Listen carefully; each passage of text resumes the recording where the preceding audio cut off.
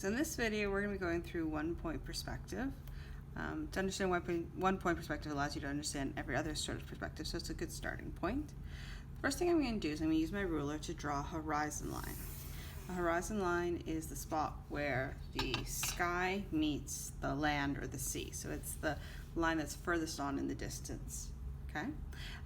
Now on my horizon line, I'm going to draw a vanishing point. Okay, just a little X. That vanishing point is the spot where every object and line seems to diminish towards. So it doesn't matter where you are on the page, you can always draw towards that line. So what I'm going to do is I'm going to start by showing you guys how to do just a basic square or box, cube. And I'm going to show this to you from multiple perspectives. So I'm starting by drawing my square, use my ruler, trying to keep it neat.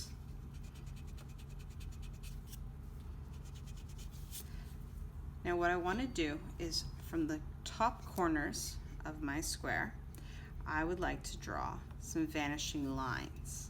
So I always encourage students to do dotted lines so you can kind of imagine what it is when it goes through other objects.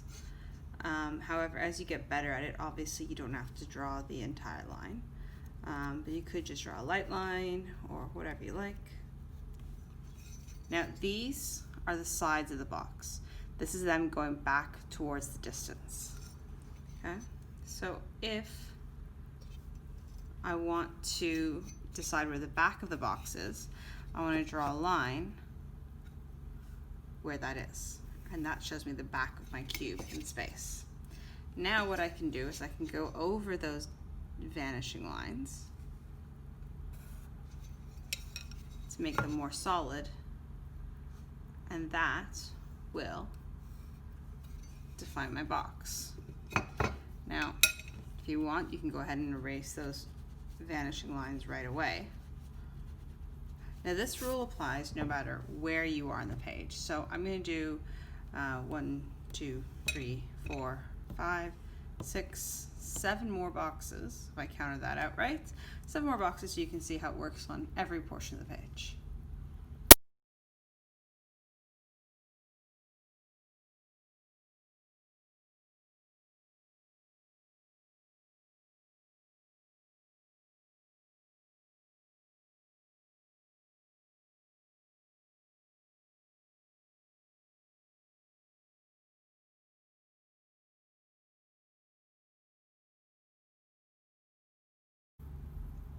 Okay, so now that I've drawn my boxes in quite a few different places, I want to show you what happens when you place a box directly on the horizon line, because the rules are roughly still the same, but sometimes they can get a little bit confusing.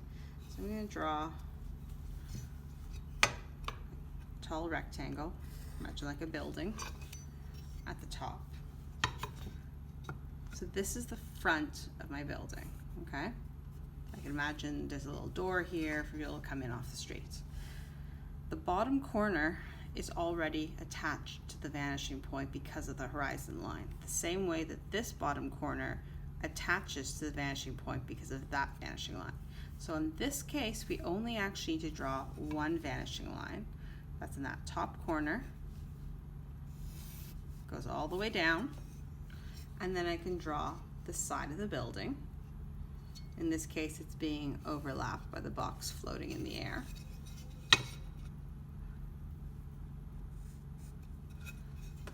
And there's my building on the horizon line. Okay, it works directly on the horizon line. And I can erase the rest of those vanishing lines. Now the next thing that helps you understand the space is understanding how you apply value to it. So I'm going to go ahead and add value to my image. So I'm going to put a little corner sun that I hate corner suns, but I'm going to do a little corner sun. And I'm going to use that to decide where I'm placing shadows across my object. Remember, the sun is going this way. The darkest sides will be here where they're not touching the sun at all.